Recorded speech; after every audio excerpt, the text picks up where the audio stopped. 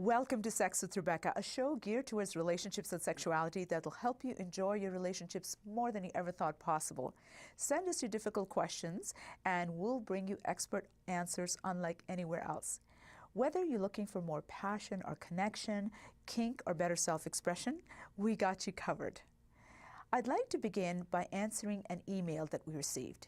Dear Rebecca, our sex life really sucks, but I wouldn't dare say anything to my wife because she'll blow a gasket and tell all our friends that I'm a perv for making a big deal out of sex, which would do more harm than good. So I'm thinking of leaving her instead. What do you think? Signed, Herb. Herb, while I agree that a healthy sex life is important to a monogamous relationship, ditching it without seeing a sex therapist or negotiating better terms feels a little drastic to me. If you're worried about what she'll tell everyone when you approach her, wouldn't leaving her create a significantly worse situation? Besides, shouldn't your marriage be a bit more important than what others think? Having stated the obvious, I'd now like to make some suggestions to help you get things back on track. First of all, figure out what it is that you like. Once you've done that, articulate it in a way that doesn't hurt your partner's feelings. It's not like telling someone what you'd like for dinner.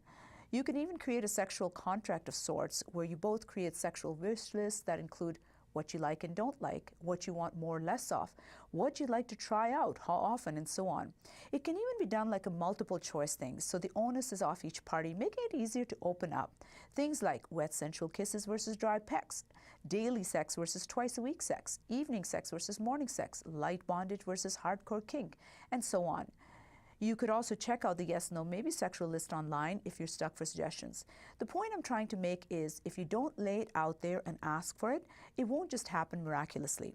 Handled right, she might see it as a step forward and it might downright excite her. The next step would be to negotiate your differences, because if one of you feels constantly hounded and the other perpetually rejected, the resentment which grows from there can halt the process right then and there. That being the case, you should talk to a sex therapist because no amount of candles will make anyone want to swing off chandeliers, and no sizzling toy, instructional book, or DVD will make one jump into action if things aren't working between the two of you, in or outside the bedroom. So address root causes, adjust your expectations, shake things up a bit outside the bedroom, and do what makes the other party feel good. Sex is not a personal decision, it's an interpersonal one. Both of you need to get involved in the process. Bottom line, Herb, before your next encounter becomes your last, treat it as if it were your last, and you'll breathe new energy into it as you rip through your apathy and defenses and make the most of your sex life. To our audience, if you have any questions of your own, do write us, especially if something is driving you crazy. Speaking of driving each other crazy, tonight we'll be discussing how to minimize arguments. My in-house guest is therapist and author Chad David. Welcome, Chad. Hello. Hi, we're so fortunate to have you joining us tonight to address such a critical topic. Why don't we start off with, why do people fight, Chad? When we're in a relationship, it's amazing how we want to see our partner as the bad guy. Isn't that the case? Yeah. I don't know if you've ever watched movies without plot, say The Expendables. The villain doesn't have a reason why he's evil. Right. And he's terrible. But every villain, a good villain, has a reason for what they're thinking. So I went to a comedy writing school. That's where you go when you want to learn how to be a therapist. See, you're making me laugh already. And what I was taught was, you need to ask this question whenever you are writing. Why are they fighting and why are they both right? Which is actually two questions, not just one. So why are they fighting? Why are they both right? Okay. Because it reminds us that both sides have a perspective. They have a reason why they're doing it. We want to assume the other person is dumb, but that's not usually the case. You know, it's funny. I don't know if you've noticed this or not, but when we're in therapy, you talk to one person and you think, oh my God, this poor soul. Then you talk to the other person and you go, oh my God, this poor soul, because they're both right. Yeah, it's amazing. You, as a therapist, you have to be careful because you end up connecting to that one person. You're like, and it's easy to be like, oh, your husband's a jerk. Or your wife We would, is. of course, never say that. But No. when we write, we just assume that we are right and we stick to it. So can you comment on that? Yeah, so, well, here's a little story. My wife, I wanted to do something nice for her, so I decided to dry mop the floors. I'm an amazing husband. And, well, the truth is, I either buy her flowers or I dry mop, and dry mopping's cheaper. So, And more appreciated, I'm sure. yes. I'm cheap, so it works great. So I did the floors, and then afterwards I found I missed a spot. And I'm thinking, I don't want to get the mop. That's 8 seconds of walking. So I'm wearing socks, and I think, brilliant. I spread my feet apart, and then I like shimmy across the floor. And this shimmying away, and I'm like, I'm brilliant. My wife is gonna be so proud of me. And in that moment, she came in the room and she saw me. She did not think I was brilliant or clever. The word So you had different opinions. We had very different opinions. So hold on to that thought, because I want to talk a little bit more about that. Lots more to talk about, and lots more ahead on how to have constructive conversations versus destructive arguments. So don't go anywhere.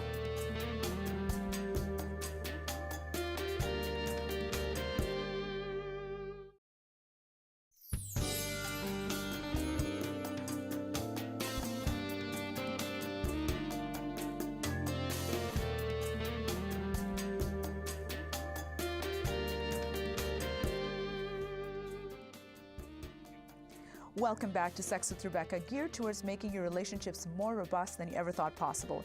In this episode, we're discussing how to avoid pointless arguments with author and therapist Chad David.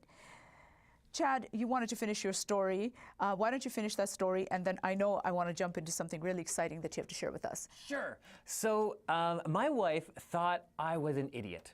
And I talked to a lot of her friends. For cutting corners? Yes. Yes. And she's like, why didn't you just get the mop? And I'm like, I'm saving time, and I think I'm clever. So You saved 8 seconds and you fought for 2 minutes, right? pretty much, Yeah, that's how it okay. works. Why are they fighting? Why are they both right? I think I'm being creative. She's like, do it the right way. 2 different angles, and that really affects, are we having that fight or not? Exactly, because our perspective sort of feels like our own reality, and we totally believe what we're doing, otherwise we wouldn't be arguing about it. Now, you have a lovely way of clarifying how expectations get us into trouble, so do tell us. So imagine a box. It's just like, say, yay big. In this box, this contains all of our expectations, conscious and subconscious expectations. You expected me to be here. It's an expectation. You expect me to be wearing pants. You're the only one who knows if I am or not. So if this box is full, we are happy. That's very simple. We're content. So this is our hopes and dreams, sexual and otherwise. Yes. Okay. Everything is in there. Okay. So if this box is not full, essentially, we're disappointed, whether we're annoyed, angry, frustrated, sad. And the third, if you imagine the box, is overflowing. In that sense, we're getting everything we want and more. And then some. Yeah, which is great. So we get excited. So in the first box, we're happy. That's full. The next one, it's empty-ish. So we're disappointed. The next one, we're excited. We're ecstatic, yeah. What often happens is in our relationships, we have, say, a healthy-sized box like this, and we end up with a box like this. And it's huge. So what should make us happy, it still leaves us disappointed. And that's a major problem for our relationships. With my story with my wife, for me, I thought, I'm doing fine. I'm doing great. yes. Right. And then I was disappointed because in her mind, I fell short. So then I'm insulted, and then that causes a fight between us. Another big issue is sometimes they'll say, my wife did this once before, here's my box and fill it. And I'm like, there's nothing there. And she's like, but if you loved me, you would know how to fill it. That's a and then like, killer. where? I don't know how to fill it. I That's don't a even know what it looks like. And And you expect me to read your mind. If you don't know what's supposed to go in there, how the heck am I supposed to figure it out? And I see this in my practice all the time, where somebody expects their partner to figure it out, and it happens in myriad ways, including bedroom, emotionally, whatever, and the person hasn't got a clue. So is this box sort of similar to an emotional bank account? Like if you're not putting anything into it, you can't take anything out. And when the fight happens, overdraft. Yeah, and that's true. And just like with our budgets, we need to communicate what that is. So like say you're in bed and you're like, I really wish you would do this. But if you don't actually say, hey, do this, you don't really have a right to be angry at him. That's a really excellent point, because people will say he or she doesn't do such and such. Do they even know that? Do they even know that that's what you like? No. They used to do it, they're not doing it anymore. So they did try, but you didn't give them feedback. And when we don't give feedback, the other person has no way of knowing that, hey, what they did back there was interesting. And that's when the resentment builds up, and suddenly sex isn't fun anymore. A conversation isn't fun anymore. Even hanging out can sometimes do that. Yeah. Do you see a lot of that? Yeah, and at the other end, so instead of the box being too big, we can have a box that's too small. And be like, well, at least we have sex once in a while. It's still not what you want. Particularly. So there's still disappointment because you're not getting enough. Yeah, but because the box is so easy to fill, it's small. You're like, well, it's good enough. But when we have a box that's too small, we end up, whether we get abused, we get lazy, we get complacent, get taken for granted. I remember I had a girl I once worked with, and she's like, well, he only hit me once this week. Oh my gosh. So it's a good week. That's terrible. So we don't want to have a box that's too small or a box that's too big, no pun intended. Neither lowering the bar nor raising it so high that our partner can meet it. Because ultimately, it's the difference between expectations and reality, which is what you started off with. So if our expectations are realistic, if we communicate them really well, and we give our partner an opportunity to at least try to meet us somewhere halfway, maybe they can meet us the whole way. Unless we do that, it's unrealistic, and so our frustrations, it's what we've done to ourselves, not our partner. Lots more I want to talk to you about. Wow, Chad, coming up, how to clarify the issues versus engaging in a fight. So stay tuned.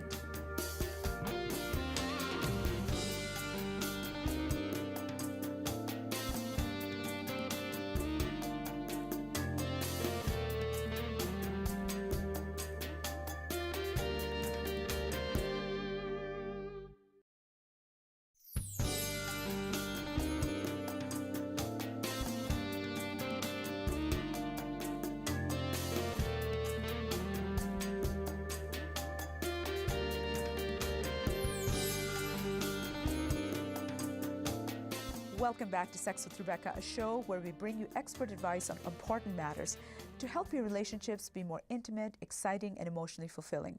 We've been discussing how to avoid getting into fights with author and therapist Chad David.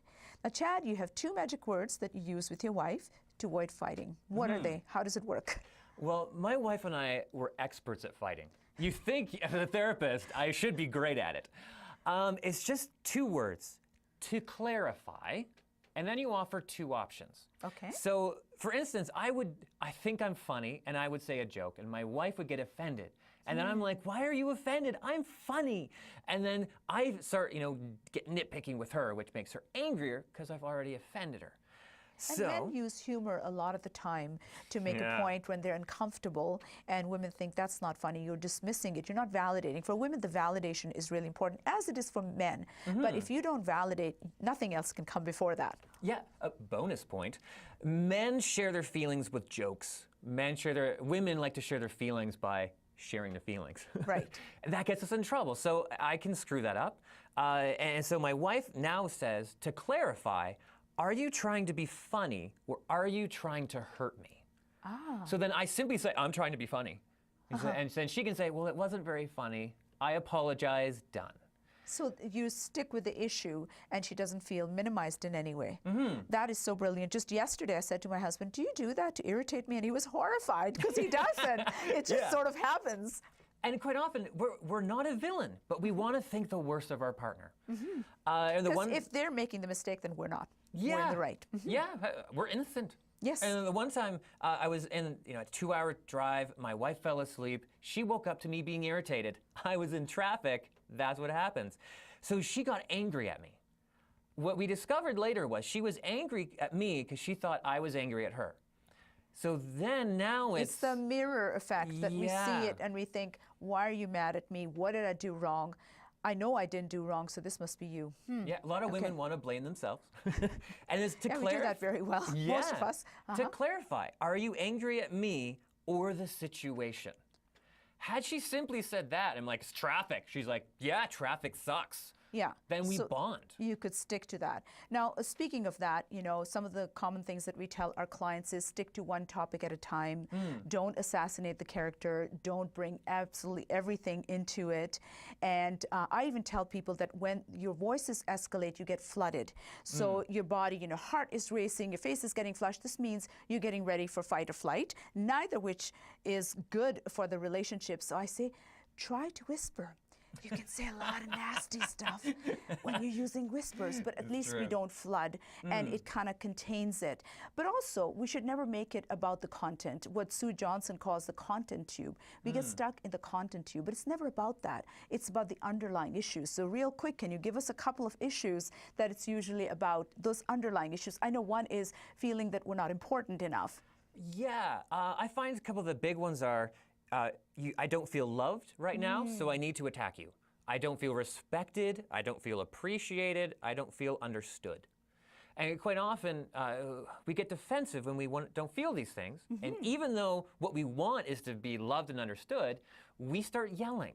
We start yelling, and that increases the disconnect. You know, going back to Sue, she says, we just want to know, do you have my back? Will you come when I call?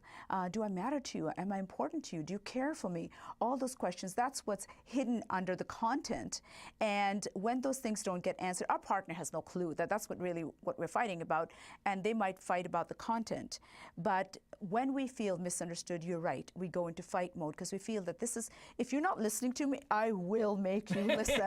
I will definitely make you listen, and that's when the voice gets raised. Yeah. Any quick tip on how to stay on track? A real quick tip before we go to break. Remember that as you get angrier, you get dumber. So when you start noticing a certain point, be like, hey, I'll be back in 10 minutes. That's really cool. As you get angrier, you get dumber. And yes, timeout is a great thing, but you do need to park it somewhere. It's, you know, before things are said that can't be unsaid, let's just take a little bit of a breather. Maybe we can talk about it later or even tomorrow. But it's important to park it somewhere, otherwise it gets us into more trouble.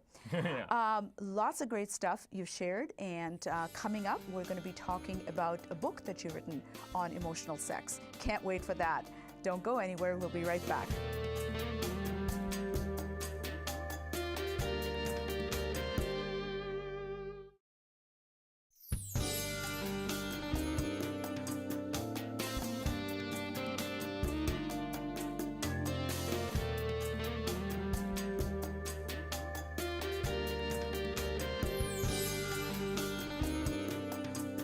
Welcome back to Sex with Rebecca, a show geared towards making your relationships the best they can be, both in and out of the bedroom. We've been talking about avoiding creating emotional distance with Chad David. Amongst the many things that he does, he's written a book about emotional sex by the same title. So can you give us a quick Reader's Digest version of what is this book all about?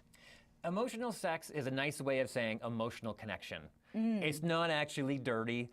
There's even like Christian moments in it because... it's not dirty? You mean I won't find anything saucy? Well, no. But it's a good lead. You were telling us how not to unravel and lose the connection. Because when we're yelling, we don't want to disconnect, but we end up disconnecting. So now we are connected. And next thing that you want to talk about is the emotional connection. Yeah, because you can't have physical sex and connection if you don't have an emotional connection. Absolutely. There's nothing, you know, as a guy, you're supposed to always want sex. But that's not necessarily true. No, especially when you're married, because my wife has this voice, like I'm an idiot. And if she uses it, take all my hormones and throw them out the window. Yeah, it's done. So it's important to learn how not to fight, so then you'll actually want to be connected. And so the book teaches you how to connect with your partner? So there's a lot of tools on how to actually grow. It's brilliant because what I did is I took other brilliant ideas and I put them together. But that's great. It's sort of a Yeah. compendium that brings everything together. And I know you do a lot of like premarital counseling too, Yeah. and it's a remarkable book for that because you kind of give people a roadmap on how to connect emotionally. So a couple of real quick punchlines from that our audience are going to find in your book. Well, in the book, I do use the why are they fighting and why are they both right. So what we kind of talked about. Yeah, and the expectations, you'll find that in the book. So there's a lot of just quick, teachable things. So guys who don't like reading actually like the book. That's I awesome. wrote it as a guy so guys could even read. So it's sort of like guys chatting with each other, you're having a Yeah. drink and you're talking about how to make relationships successful, which is really great because, you know, sometimes men and women do speak different languages. And I'm not just talking about Gary's love languages, but we seem to miss each other. And an important rule is actually, I steal it from Jesus, someone who's brilliant. Don't worry about the plank in the other person's eye when there's a speck in someone else's eye. When there's a plank in your own, I should be able the sawdust and the... Yes. So I ask... So looking at yourself, Yeah, what and am I doing wrong? The question I use is, what's on your wood? So What's on- it's clever in my mind. And it's not really dirty. I'm not even going there. Yeah. Okay, so what's on your wood? Go Yeah, on. so then it's like, okay, what am I doing wrong? And so often... That's hard to do. Yeah, and the expectations, it's again, like, it's all your fault. And I'm like, well, what am I doing that's making you yell at me? So it's about listening to be influenced. And I often say to people that just pretend for a second that you are an attorney that's representing your partner. How are you going to sell their argument to yourself, or doing, you know, Mago dialoguing where you have to reiterate what the person has said, because the different part of the brain is engaged, and you're going to do more of listening as opposed to just thinking of rebutting. That'll be in my next book. Stealing more Steal brilliance. away, as long as we're helping people. So where can people buy a copy of your book? You can find it on my website, chaddavid.ca, or Amazon. Amazon carries as well. Yes. Well, it's a really fun book. It's remarkable. Before you say goodbye, one final tip for our audience. To quote Hitler, someone you don't know me quote, he said, it doesn't matter if you're right as long as you win. So don't be like Hitler. Okay, so you've used two major historical people here. Quite the way of making points. Thank you so much, Chad, for giving us some critical tips and making some critical points to keep our relationships safe. And viewers, for joining us. Be sure to tune in again next week. And don't forget to email us your questions and subscribe to our YouTube channel to catch up on missed episodes, watch your favorite shows again, and to help us pass on the word. Let's create a sexual revival in Canada. I'm Rebecca Rosenblat, wishing you happy, healthy, and passionate relationships. Until next time.